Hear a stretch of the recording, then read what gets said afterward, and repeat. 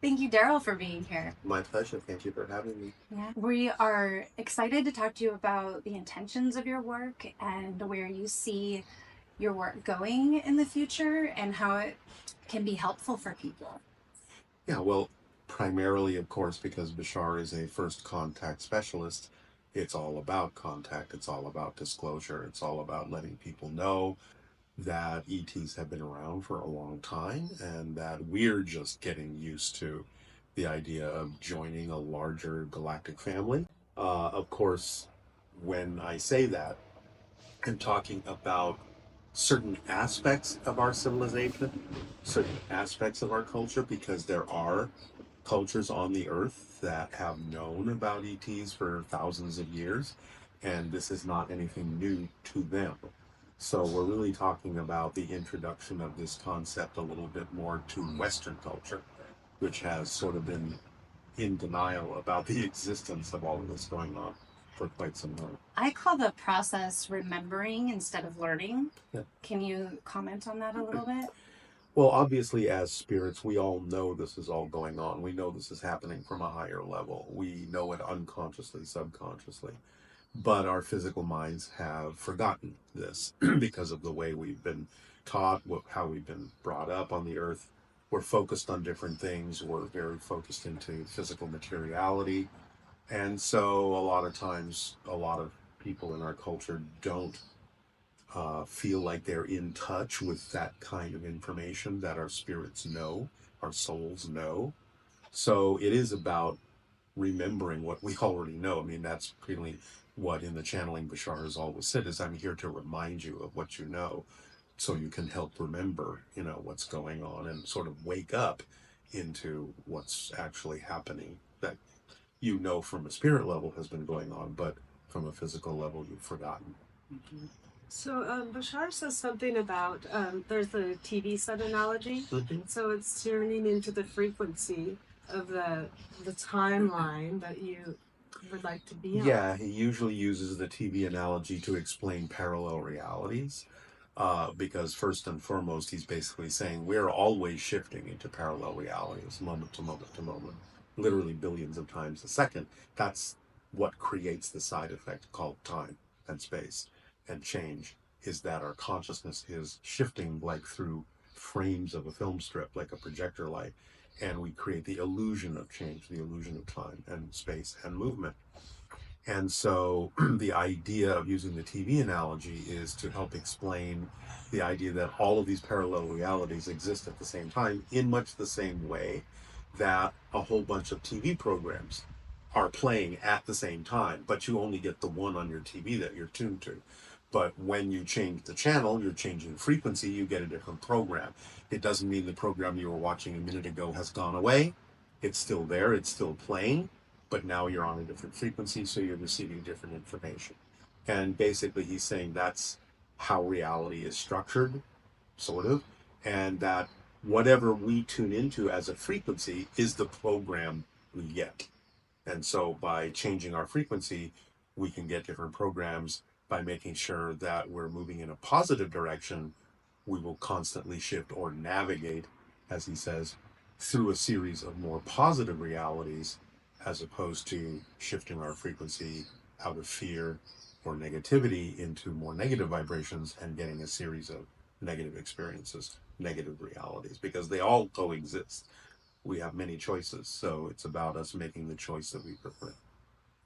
Do you think there's a reality right now where disclosure has happened? Oh, absolutely. And what does that look like? Absolutely. Well, it can look like many things. There could be many, many realities where disclosure has happened and probably has happened in any number of ways you can imagine. And there are a number of realities where it will never happen in all the ways you can imagine. So it really is, again, up to us to decide what do we prefer here? What are we open to? What are we willing to receive? And to move in that direction by taking the actions and being in the state of being that is most conducive to inviting contact to happen, disclosure to happen.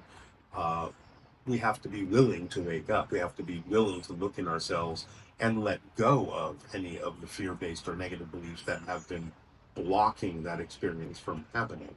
So I think, as Bashar explains it, each of us has a core vibration. And that core vibration, that signature frequency, is always attempting to attract what is in our best interest.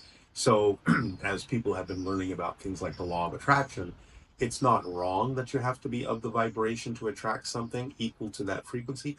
But I think where people have a little bit of a misunderstanding is they think they have to learn that frequency. What Bashar is saying is no, you give off that frequency naturally that attracts everything you need and everything that is to your benefit. All we have to do is learn to get out of the way of that frequency and stop blocking that frequency from bringing us what we need, from helping us make connection. Because everything is connected. That's our natural state. We're all made of the same one thing. We all come from source. So we have to sort of get rid of or clean our attic out of all the negative and fear-based beliefs that block that frequency from bringing us into a state of connection so that we can more easily receive what it is we need to receive. Contact with other beings, whether they're human or not, is part of that idea of being connected to everything. So I think we're waking up to learn that we're not alone. We've never been alone. There are more beings around, more forms of life around than we imagine. And it's now the end of one cycle, the beginning of another, and it's time for us to mature enough to be open to receiving the awareness that we're not alone in the universe. I mean, the universe. We have multiple beings, we have multiple dimensions, we have, like you said, multiple timelines. What are some tools or ways that people can experience, can learn how to release those blockages? Well, the basic technique that Bashar usually offers in the channeling is what he refers to as the formula, which is a 5-step process, basically, that he says is a distillation of how we create our reality already. But by understanding it as an instruction manual and those 5 steps, we are allowed to be more conscious of how we do that. And just by following that formula, like following an instruction manual, everything literally starts falling into place because now we're creating our reality experience more consciously with more awareness and of a certain state of being, a more positive vibration. So the 5 steps in a nutshell are basically to act on whatever contains more excitement, more passion, more curiosity, more attractiveness, more love, to do it and take it as far as we can until we can take it no further, until the excitement wanes, but to make sure we're not the one dampening the excitement. So getting in touch with ourselves about what we believe. Step 3 is to act on our excitement with absolutely no insistence or assumption as to what the outcome is supposed to look like, because the truth is we really don't know what the ideal outcome needs to look like. We can sometimes guess, but more often than not, we don't know what it really needs to look like that serves us the best. Step 4 is to remain in a positive state no matter what happens, because anything can serve double duty. And we can get a benefit out of anything, even if it began negatively. If we stay in a positive state, we can still use it to our benefit and learn a lesson from it and move in a positive direction. So, step 4, staying in a positive state, is crucial. Step 5 is to constantly examine ourselves with honest self investigation and to find the negative and fear based beliefs we may have grown up with, to realize that they have nothing to do with the vibration of our true self, to let them go and to clear the way for more positive experiences to come in. So, those 5 steps allow certain effects to start happening in our lives automatically. More synchronicity in a positive way starts being experienced. We feel more effortless in the things that we do and the actions that we take. It becomes the driving engine that gives us the energy to move through life and be excited about getting up in the morning and doing something, right? It's the path of connection. It connects to all expressions of our excitement. It's the path of support, and it brings in whatever form of abundance is necessary, because money isn't the only form of abundance. As Bashar explains it, there are many other forms. It's also the reflective mirror that, when we're acting on our excitement, might bring to our attention any beliefs within us that are out of alignment with our true selves, out of alignment with that excitement. And finding out those things that are not our excitement is part of our excitement, because once we know them, we're conscious of them, then we have something to work with and we can let them go and add the energy and momentum to our excitement. So it's a self-guiding, self-expanding self-perpetuating principle. So just following the 5 steps I mentioned will allow all these things to automatically occur. It works for me. It works for a lot of people that have applied it in their lives. I constantly get people coming back saying, when I finally truly precisely applied that formula, everything changed, and everything changed in a more positive way. So I constantly get the feedback that says basically people don't have to believe that Bashar is real. Could be another aspect of my own consciousness rather than an extraterrestrial being. I can't prove he exists. I have my own proof for myself based on having seen a UFO and all that kind of stuff, and my experiences bringing me to this point. So I have my validations, but no one has to believe that Bashar is real. What's more important is they understand that the information proves that it is real itself. When applied, it actually creates an effect and it makes changes. So that's really what we want people to focus on, is the information that comes through the channeling, not so much the idea that they have to believe Bashar is a real ET for them to buy into the information. That, I think, is the most important aspect of it. I think that's super important because I know that I had an experience on board a ship, and I didn't know how to describe it to anybody. I didn't know even that that could be possible, and so it took many, many years for someone to tell me what happened, like when I explained it. Right. And I always get these downloads. Mhm. Now I don't call them a being. I haven't named that being, but it's very familiar to me and it's very real. And so when that happens and I really follow those things, you're right, the synchronicities, Right. the like, just even being here right now, like this lights us up. You Yeah. know, we're so excited to Right, talk right, to you right, and learn right. from you. Oh, thank you. And Me too. Thank you for doing this. It's an opportunity to share information with other people as well. yeah, so it's, so we really are truly following the things that you're saying and living it, and I can attest that it works. Yeah, it Very much absolutely works. does. Yeah. Yeah, otherwise I wouldn't keep doing it. Yeah. How long have you been doing this? I've been channeling for 40 years now. 40 years. Yeah. But now I saw the UFO that started all this 50 years ago in 1973 on 2 occasions. So that's what started this whole process of me investigating what's this all about. Because, you always hear stories, oh yeah, there people see UFOs. But when you actually physically see something like that in broad daylight at close range, okay, what I've been told the world is not what the world is. There's something else going on here. So I really desperately needed to find out what was happening. And that's what led me to understanding other metaphysical concepts over time. And then eventually going into a channeling class 10 years after the sighting, because I didn't understand how channeling could be taught. I just thought it was something that automatically happened to people out of the blue, right? But then in the class under guided meditations, I got that telepathic hit from Bashar and his people. It's like, okay, we made this agreement. It's time to begin. If this is still something you want to do you want to do it? Right? Because in the class, I had validations that this was not just my imagination. There was something real happening. And eventually, I was asked to be a subject of a study of a woman that was getting a doctoral thesis between channeling and psychology. And I would channel for her friends. She would take her notes. But word of mouth spread, and more people started showing up to those channelings. Eventually, I got asked to do it in different places, in different cities, in different countries, and here we are 40 years later. So, And do you enjoy it? oh yeah, absolutely, Yeah. absolutely. I wouldn't be doing it if I didn't. It gives me a lot.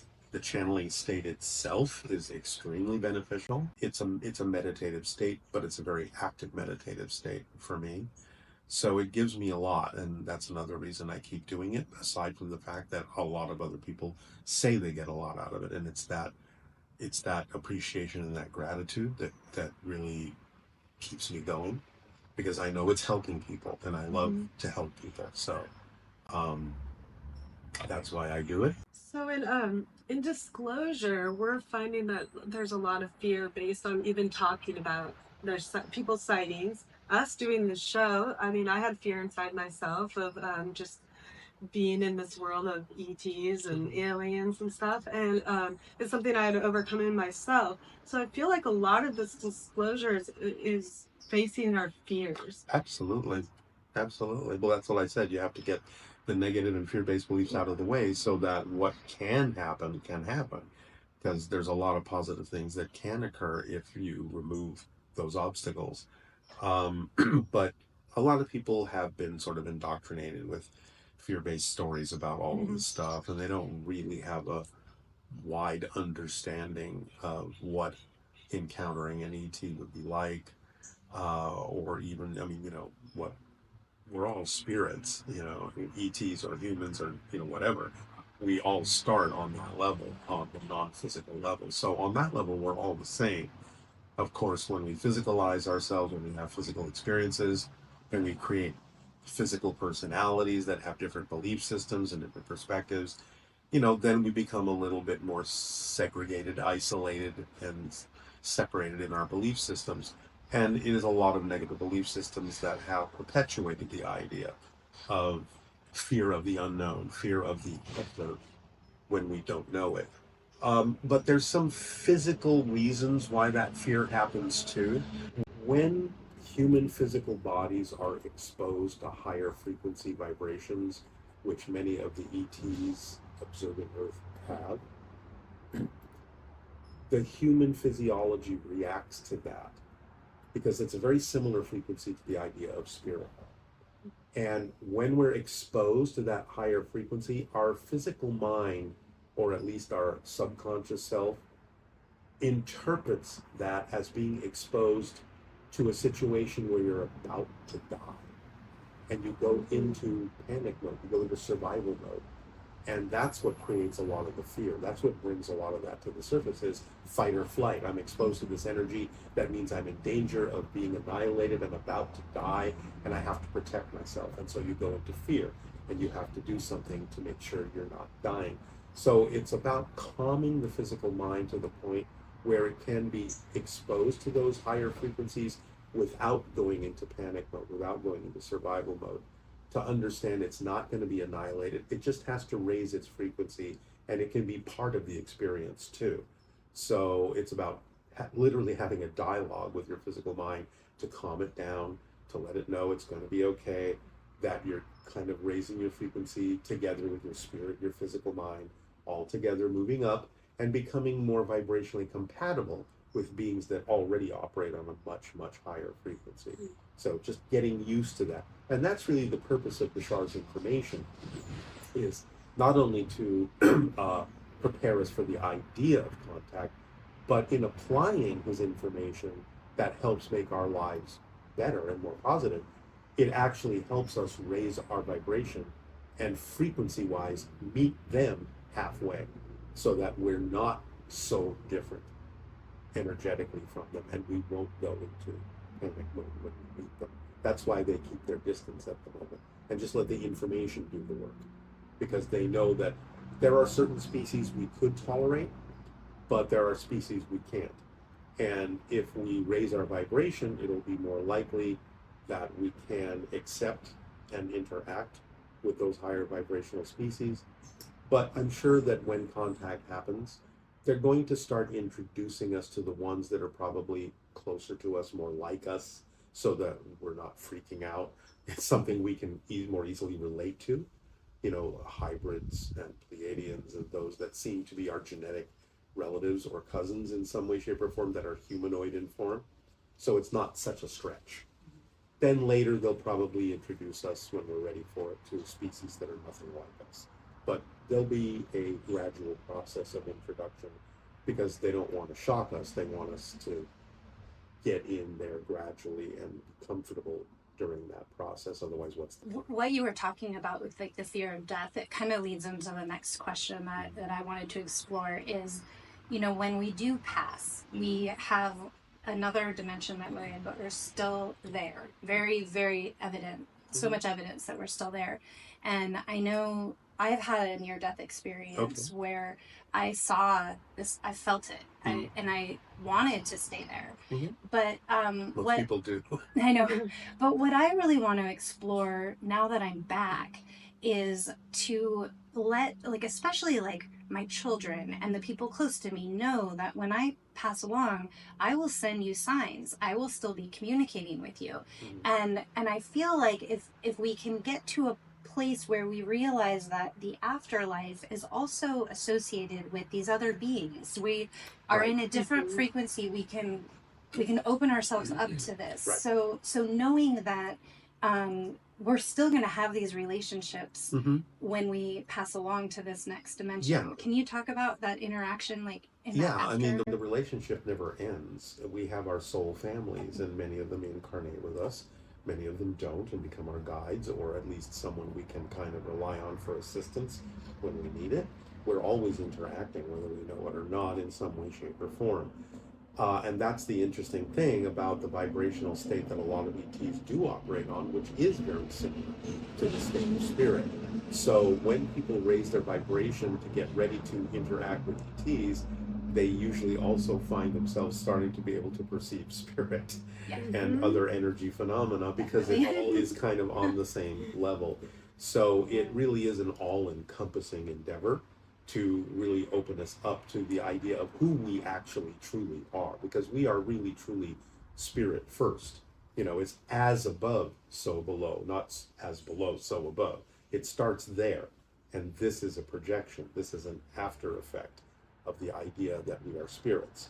So when we die, all we're doing is waking up into our true selves. Bashar's even compared it to the idea of like waking up in the morning as a physical being, and maybe you had this super realistic dream and you go, wow, well, no matter how real that dream was, now that I'm awake, this is who I really am. But basically he's saying, when you die, it's kind of like that. You are waking up and go, wow, that seems so real, but this is who I really am. This is actually me waking up. And when I wake up as a physical being, part of me is actually going to sleep. So it's actually just the opposite. When we wake up into spirit, we are waking up. When we wake up in physical reality, we are partially sleeping, because it's a dream that our spirit is having. That's what physical reality is. This isn't actually a place unto itself. This is all happening within our consciousness. Bashar has recently described the idea as like, if you imagine that you are a sphere of energy, that's you as a soul. Because in its natural form, a spirit really does is perceived mostly as an orb of light. It can take different shapes, but that's sort of its natural shape, is just as an orb of light. It's an energy form. And if you imagine that energy form, that sphere, has certain frequencies and vibrations within it, like ripples in a pond. And when it wants to experience physical reality, it allows certain of those ripples, certain frequencies, to sort of mingle and coalesce in the center of the sphere. The sphere remains, doesn't go away, doesn't disappear, but vibrations within it focus into the center, and it creates almost like a little crystalline kernel in the middle, a seed. It is that seed that is our physical selves, and it's within the soul. It doesn't leave spirit reality. We never leave spirit reality. That's our natural state. We're there right now. But what we're experiencing as ourselves, as our physical personalities, is something that's happening at the center of our soul. So it's not so much that our bodies have a soul, it's that our souls have a body, right? And we're experiencing this concentrated focus we call physical reality, and reinforce it with the idea that we believe this is real, and therefore it feels real, it feels solid. But when we start softening that crystalline seed in the middle, then we start having these experiences that we call lucid dream. And when we expand a little more, we start having these experiences we call astral projection, body experiences. And then we have near-death experiences where we're closer to being back to the diameter of our soul's sphere. And when we die, we are our soul again. So the idea of all those experiences are simply different stages of us relaxing the physical perspective and broadening it back out to the diameter of what we are, using the sphere analogy, as an actual non-physical entity of light and energy as a soul. So we found that as we've been doing our C5 meditations, or we've been joining people and we're trying to contact the different beings, what we found is different people that had passed come into the circle, or Mhm. different ancestors, like multiple times. We weren't expecting that. Like, oh, they're right there. Oh. Because everything is here. Yeah. Everything is only separated by a little difference in frequency. So it's us opening our consciousness at the time in this collective group that seems to really intensify it. Well, again, it's just like switching your channel on television. All the programs are right here. There are all spirit beings, all parallel realities are right here. We're just not tuned to it. But because this is now the age of exploring consciousness, we're broadening our bandwidth. We can start perceiving things we couldn't perceive before that have always been here. We can tap into parallel realities and have downloads and different kinds of experiences. Things like precognition, things like deja vu, stuff like that are all side effects of tapping into different levels of reality because our bandwidth is broader. We can start perceiving spirits, we can start communicating with them more consciously. Again, not that we haven't had them here all the time, but our bandwidth is broader now. We're picking up on more information.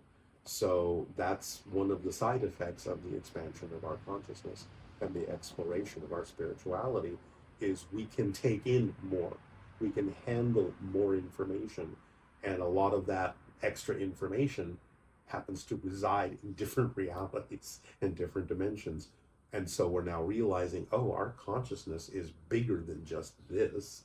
We actually can contain information from more of this, all of this. And again, as we go back to being our soul, then we just suddenly know a lot more. It's not even about believing it anymore. We just know a lot more because we are those kinds of receptors. We're a better antenna to receive information from a larger swath of existence from the multiverse. Bringing it back to Earth, Mm. what does this mean for our planet? You never actually change the planet you're on. You're shifting to different versions of Earth, billions of times per second. In this conversation, we have shifted through billions of versions of Earth. That's what creates change, time, space, our ability to move as a physical being, the illusion of movement, the illusion of distance. So the Earth we were on moments ago is still there. We're not there anymore. So it's not so much that we're changing the Earth, even though it looks like the Earth is changing. It's that we're actually going to a different Earth that is already that way, over and over and over and over again. And it's already more like the changes we've made within ourselves. Positive, negative, neutral, whatever direction you go in.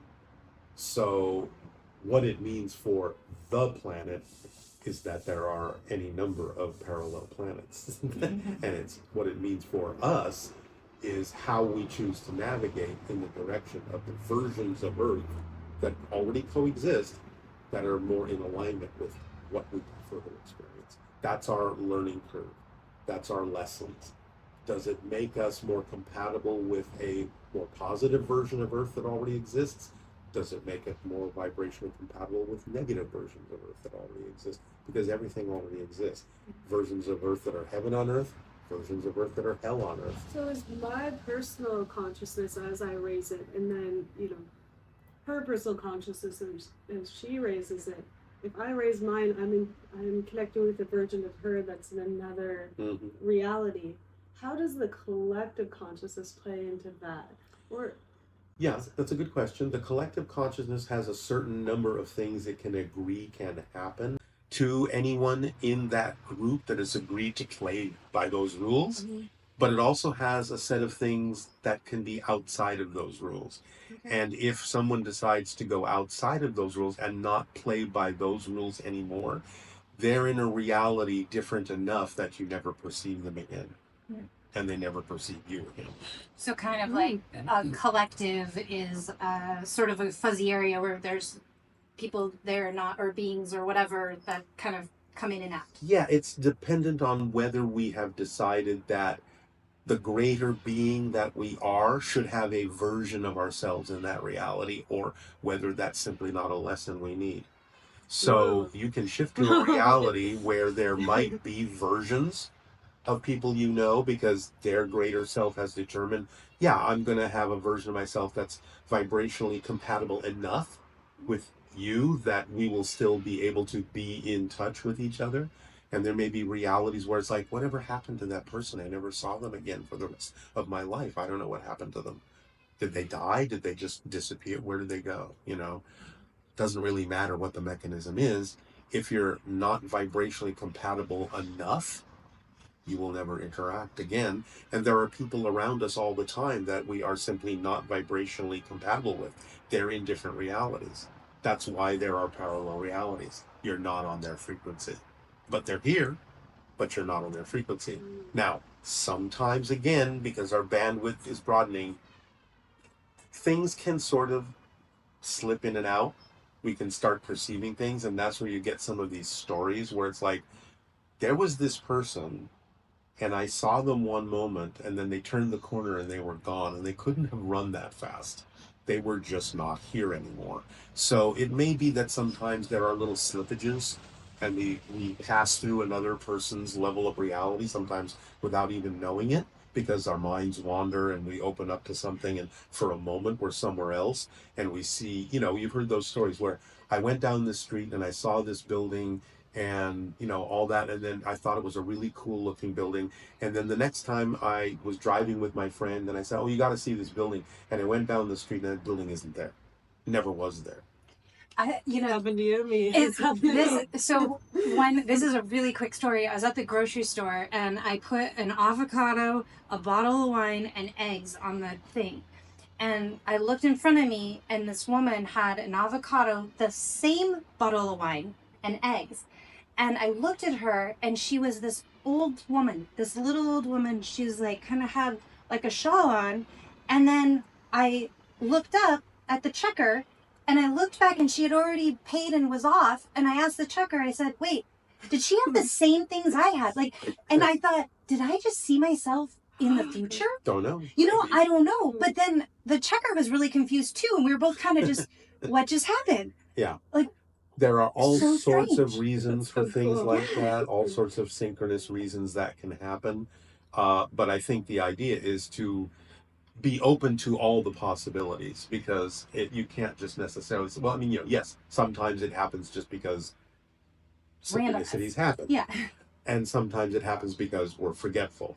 And sometimes it happens for a lot of other reasons, but sometimes it happens because parallel realities exist. So you just kind of have to look and sense, okay, what was the reason for it this time? Because it can be different on a case-by-case basis. Yeah.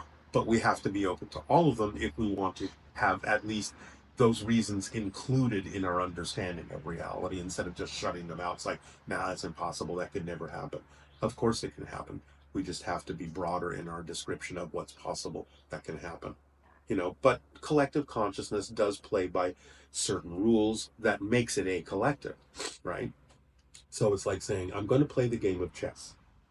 And I can use whatever kind of pieces I want. They can be made out of whatever material I want. The board can be made out of whatever material I want.